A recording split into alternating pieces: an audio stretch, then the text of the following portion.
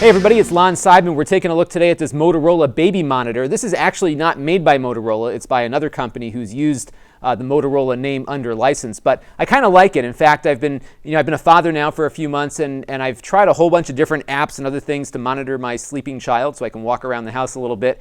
And I found that having a dedicated device is really the better option, just because apps crash and Wi-Fi networks go down.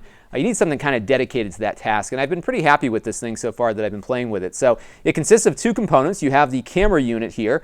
It does not move itself automatically, but you have a lot of range of motion here to get it positioned the way you want it to position it.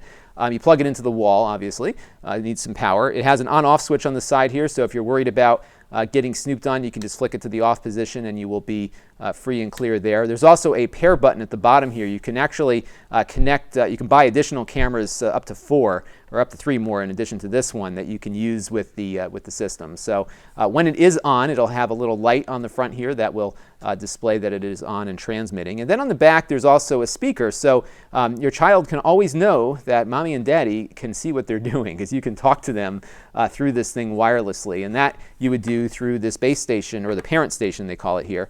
And it's a wireless unit. It does have a stand on the back, so you can set it up somewhere like that. It also has a AC adapter, so you can plug it into the wall, and that plugs into here, and it comes with that. But there's also a rechargeable battery inside as well. The battery life has been pretty good on it so far. So let me point the camera away from from itself here so you can see how it works. So the video quality is okay, but you know what? You don't buy this for video quality.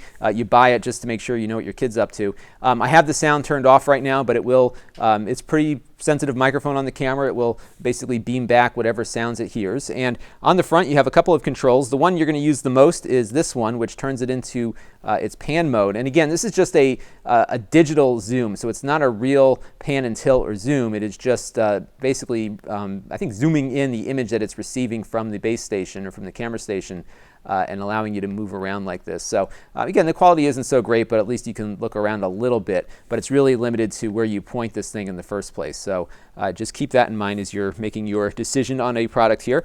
You also have some standard volume controls, and you can then hold this button down and talk back to it. I get a little feedback there, but when you hold down the microphone button, you can communicate back to your child. If you have multiple cameras, you can also switch those cameras around as well.